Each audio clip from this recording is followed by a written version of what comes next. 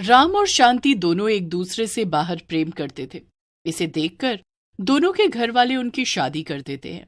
राम का बड़ा भाई भारत राम के पास आता है और राम से कहता है, राम मेरे छोटे भाई, ये लो टिकट। मैंने तुम दोनों के हनीमून के लिए मालदीव में एक होटल बुक करवा दिया है। तुम दोनों जाओ और मजे करो। लेकिन भैया, मैं कभी अकेले इतनी दूर नहीं गया। आप भी चलो ना हमारे साथ। मुझे अकेले डर लग रहा है। राम की बात सुनकर उसकी भाभी पिंकी हंसते हुए कहती है, मेरे प्यारे देवर जी, हनीमून पर तो अपनी बीवी के साथ ही जाया जाता है, लेकिन तुम कहो तो मैं तुम्हारे साथ चल पड़ती हूँ। पिंकी की बात सुनकर राम शर्मा कर वहां से चला जाता है। तुम भी ना पिंकी, जब देखो राम से मजाक करती रहती हो। देखो, वो यहाँ से चला गया। भारत की बात सुनकर पिंकी बोलती है, तुम तो जी ऐसी बात करते हो जैसे राम मेरा कुछ है ही नहीं। अरे वो मेरा भी भाई है, समझे, और मैं तुम्हें उससे ज्यादा ही प्यार करती होंगी, इसीलिए तुम हम दोनों के बीच में ना बोलो तो ही अच्छा है। फिर भारत और पिंकी भी अपने कमरे में जाकर सो जाते हैं और कुछ दिनों बाद राम और शांति हनीमून के लिए मालदीव चले जाते हैं। मालदीव पहुंचकर शांति राम से बोलती है, राम, ये मालदीव तो सचमुच जन्नत है, मजा आ गया यहाँ आकर। शांति की बात सुनकर राम हंसने लगता है और बोलता है, अरे, ये सब तो भारत भैया का किया हुआ है। उनकी वजह से ही हम यहाँ आए हैं।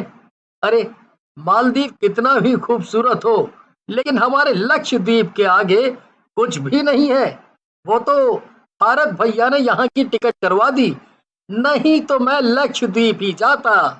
राम की बात सुनकर शांति बोलती है, तुम कितने अनरोमांटिक हो, इससे अच्छा तो मैं भारत भैया से ही शादी कर लेती।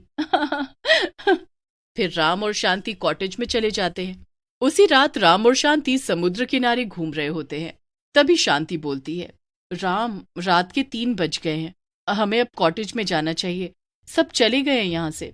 शांति की बात सुनकर राम हंसने लगता है और बोलता है, क्यों, तुम्हें डर लग रहा है? तुम्हें क्या लगता है कि यहाँ कोई चुड़ैल या भूत आ जाएगा? राम की बात सुनकर शांति डरते हुए कहती है, तुम भी ना राम, तुम्हें पता है ना मुझे भूतों से डर लगता है, तुम फिर भी भूतों की बात कर रहे हो। जाओ, मैं तुमसे कोई बात नहीं करूंगी, मैं अपने कॉटेज में जा रही हूँ। ऐसा कहकर शांति वहां से कॉटेज में चली जाती है। राम वहीं समुद्र के किनारे ही रुक जाता है। काफी देर हो जाने के बाद भी जब राम वापस कॉटेज नहीं आता, तब शांति कॉटेज से बाहर झांकती है। बाहर का नजारा देखकर वो डर जाती है। बाहर 3 शैतान राम को चारों तरफ से पकड़कर उसका शरीर नोचकर खा रहे हैं। छोड़ दो मेरे राम को, उसने तुम्हारा क्या बिगाड़ा है? शांति की आवाज सुनकर राम बोलता है, शांति, कॉटेज का दरवाजा बंद कर लो। ये शैतान है, ये तुम्हें भी मार डालेंगे। राम इससे पहले कुछ और करता, एक शैतान उसकी गर्दन को शांति की तरफ उछाल देता है। शांति ये सब देखकर बेहोश हो जाती है। थोड़ी देर बाद शांति को होश आता है और वो भारत को फोन कर देती है, भैया, भैया, हमारे कॉटेज के बाहर शैतान है, उसने राम को मार डाला, अब वो मुझे भी मार डालेगा, मेरी जान बचा लो भैया। लेकिन इससे पहले शांति कुछ और कहती फोन कट जाता है। शांति के कॉटेज में वही तीनों शैतान आ जाते हैं और एक शैतान बोलता है, तूने अपने घर पर फोन लगा दिया। चलो, अच्छा है, हम तीनों को और भी शिकार मिलेंगे। अब तेरे साथ साथ तेरे घर वाले भी मरेंगे। ऐसा कहकर शैतान शांति को भी मार डालते हैं। उधर दूसरी तरफ भारत पिंकी को शांति के फोन के बारे में बताता है, जिसे सुनकर पिंकी बोलती है, शांति की बात सुनकर मुझे तो बहुत ही डर लग रहा है, हमें भी मालदीव चलना चाहिए और देखना चाहिए कि कहीं ये दोनों किसी मुसीबत में तो नहीं है। तुम सही कह रही हो, हमें आज ही निकलना चाहिए। ऐसा कहकर भारत और पिंकी उसी रात मालदीव के लिए निकल पड़ते हैं और अगली सुबह मालदीव पहुंच जाते हैं और राम के होटल में जाकर राम और शांति के बारे में पूछताछ करते हैं। उनकी बात सुनकर होटल का मैनेजर कहता है, भारत जी, जिन दोनों की बात आप कर रहे हो, वो दोनों कल रात से ही होटल में नहीं आए, पता नहीं कहाँ गायब हैं। हमने खुद पुलिस में उनके गायब होने की रिपोर्ट लिखवाई हुई है। आप चाहो तो उनके रूम में चलकर देख सकते। फिर मैनेजर भारत और पिंकी को लेकर राम और शांति के कमरे में पहुंचता है। राम और शांति का कमरा एकदम साफ सुथरा होता है। ये देखकर भारत और पिंकी दोनों हैरान रह जाते हैं। भारत पिंकी से बोलता है, ये ये कैसे हो सकता है? जब शांति का फोन आया तो वो बहुत घबराई हुई थी, लेकिन यहाँ तो सब ठीक ठाक लग रहा है। भारत की बात सुनकर पिंकी कहती है, भारत, मुझे तो इस होटल में ही कुछ गड़बड़ लगती है। हमें यहीं रहकर सब कुछ देखना होगा। फिर भारत और पिंकी भी उसी होटल में रुक जाते हैं। रात में होटल में पार्टी चल रही होती है। भारत और पिंकी राम और शांति के बारे में सबसे पूछते हैं, लेकिन कोई कुछ नहीं बताता है। ऐसे कई दिनों तक चलता रहता है। एक दिन वो दोनों समुद्र के किनारे बैठकर बात कर रहे होते हैं। ऐसा कब तक चलेगा भारत? राम और शांति का तो कुछ पता भी नहीं चल रहा है, और हमारे पैसे भी अब खत्म होने को आए। कुछ करो। मैं क्या करूं पिंकी? इतना पूछने के बाद भी कुछ पता नहीं चल पा रहा। मेरा राम गायब है। मैं क्या करूं? तभी भारत को अपने पास एक अंगूठी चमकती हुई दिखाई पड़ती है।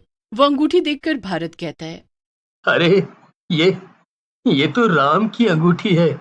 इसका मतलब राम का पता इसी होटल में ही चल पाएगा। भारत और पिंकी वहीं बैठे होते हैं कि तभी एक बच्चा आता है। वो बहुत ही डरा हुआ होता है और भारत से बोलता है, आपके भाई को 3 शैतानों ने मारा है। उन्होंने मेरे मम्मी पापा को भी मार डाला।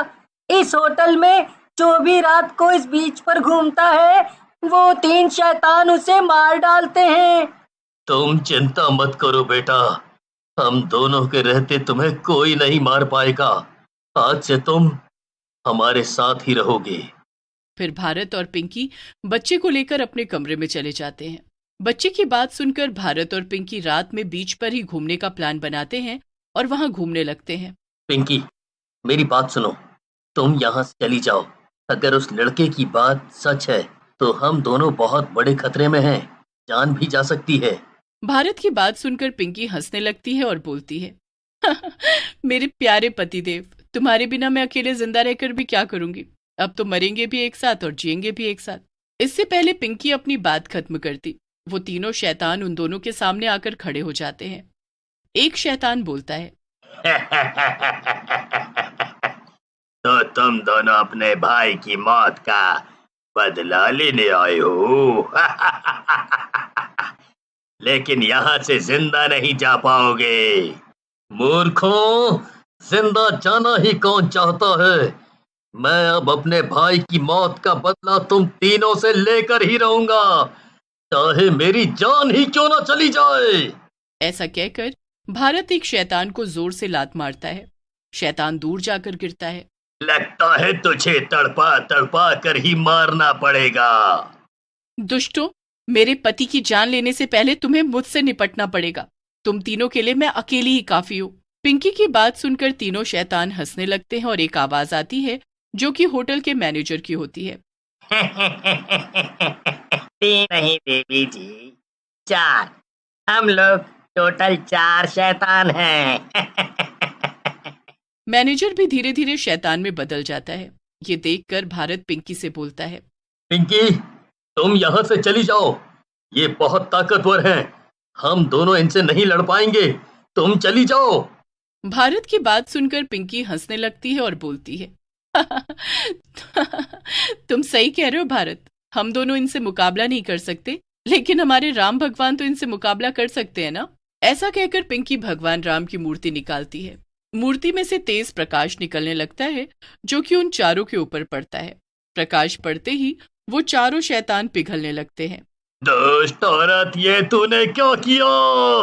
हम चारों पिघल रहे हैं। ये तो भगवान राम की महिमा है दुष्टों। अब तुम चारों का मरना तय है। थोड़ी ही देर में चारों शैतान पिघल जाते हैं।